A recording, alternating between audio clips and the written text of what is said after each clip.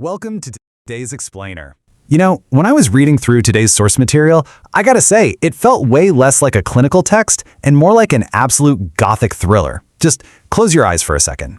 Picture an isolated plague ward, the air is heavy, the light is dim, and ordinary medicine, the kind of standard treatments you and I are used to, has just completely and utterly failed. Today we're exploring source material that describes a very specific, literally terrifying clinical profile. It's a deep dive into the darkest corners of pathology where inflammation just goes totally rogue, and the body seems to be losing its ultimate fight. Okay, let's dive into this. This right here is the central high-stakes question our source material poses. Think about it. When an everyday infection crosses the line from just a simple angry redness into a deeply dangerous necrotic blackness, what actually happens? When swelling spreads rapidly under the skin like wildfire, who or what do you turn to? The text frames this not just as a disease, but almost like an entity, right? Like a dark, legendary figure that's only summoned in the absolute direst of circumstances. Meet ANTHRACINUM. Our source material basically personifies ANTHRACINUM as this feared healer. He's the one summoned only when tissue begins rapidly breaking down. His work is done deep in the connective tissues, down in the shadows where inflammation turns highly destructive, and these hidden pockets of pus begin to form right beneath the skin. But he doesn't just stay hidden. Oh no, he walks the skin's surface too, tending to carbuncles, boils, ulcers, and gangrenous wounds. He's honestly the true embodiment of malignancy. Section 1. The Anatomy of Putrefaction. Now a quick heads up to everyone, we are stepping into a pretty visceral, graphic domain here. It's definitely not for the faint of heart, but it is absolutely crucial for understanding how this condition destroys tissue. Just look at this stark description of the blood. When ANTHRACINUM is in the picture, the blood oozing from the body is profoundly altered. We are no longer dealing with fresh, red, oxygenated blood. It is described as black, thick, and literally tar-like.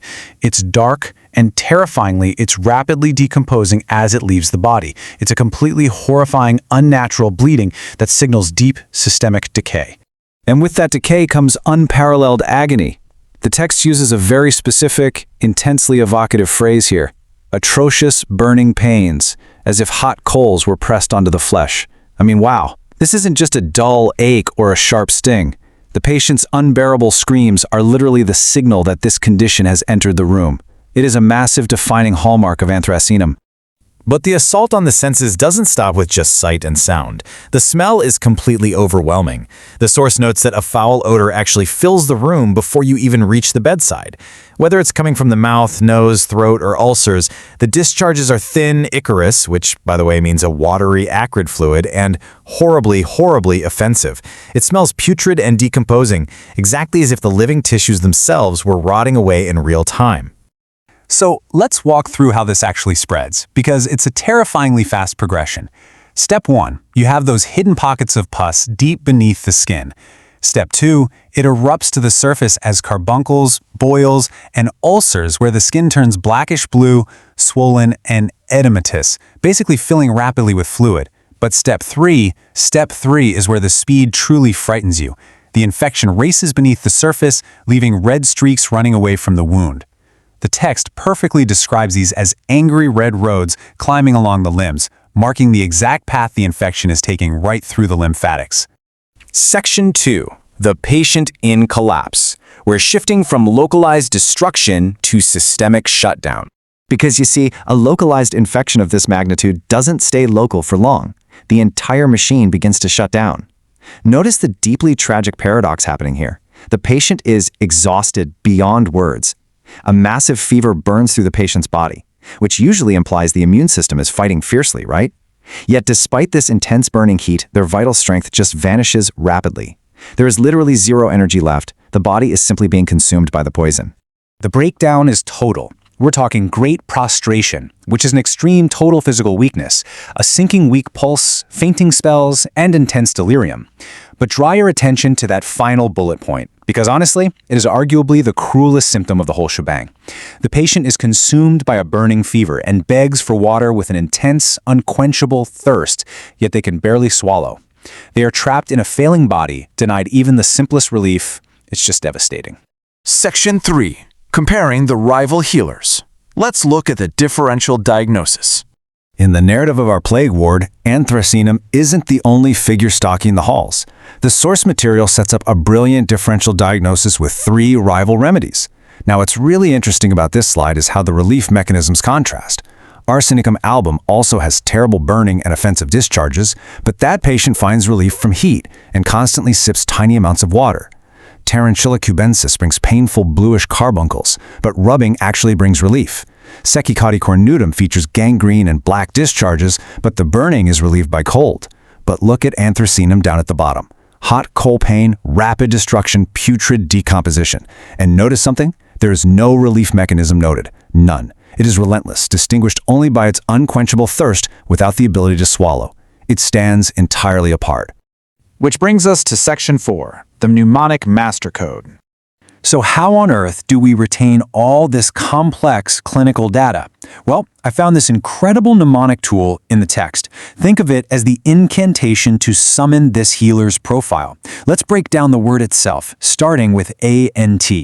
A for atrocious, burning pains like hot coals. N for necrosis, that terrifying tendency toward gangrene and malignancy. T for tar-like, thick, black hemorrhage. Notice how perfectly aggressive and dark these first 3 letters are? They perfectly match the gruesome nature we just explored. Continuing the build, we have HRA. H stands for the horribly offensive, putrid Icarus discharge. R is for the red streaks, those angry red roads mapping the infection along the lymphatics. And A reminds us that the affected parts turn black and blue. These letters flawlessly map out the visual signs of the disease spreading outward. Next up, CNI. C is for connective tissue inflammation with those hidden pockets of pus. And I is for the infiltration and edema spreading rapidly. And this brilliantly illustrates the unseen battle. While the skin turns black and the red streaks run, the CNI remind us of the rapid, destructive swelling happening deep, deep beneath the surface. Let's finish the code strong. NUM. N for near collapse, capturing the profound exhaustion, fainting, and delirium. U for that cruel paradox we talked about. Unquenchable thirst, but an absolute inability to swallow. And finally, M for the malignant ulcers, carbuncles, and boils that mark the skin. This spells out the ultimate systemic failure of the patient. All of this brings us to the ultimate rule.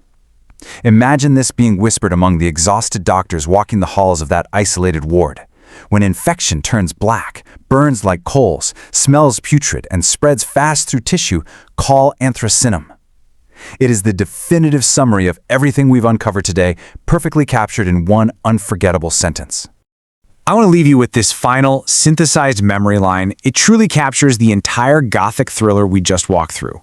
Anthracinum attacks the connective tissue with black-blue gangrene, coal-like burning, foul discharges, and tar-black bleeding. The mechanics of this pathology are just as fascinating as they are devastating. So the next time you hear about an infection racing beneath the skin, ask yourself, will you remember the master code when the darkness starts to spread? Thanks so much for joining me on this explainer, and as always, keep learning. If this methodology sounds like the solution to your study struggles, remember to subscribe to their channel for more easy stories and memory tricks. Thanks so much for joining me on this explainer. Now go out there and start mastering the material one story at a time.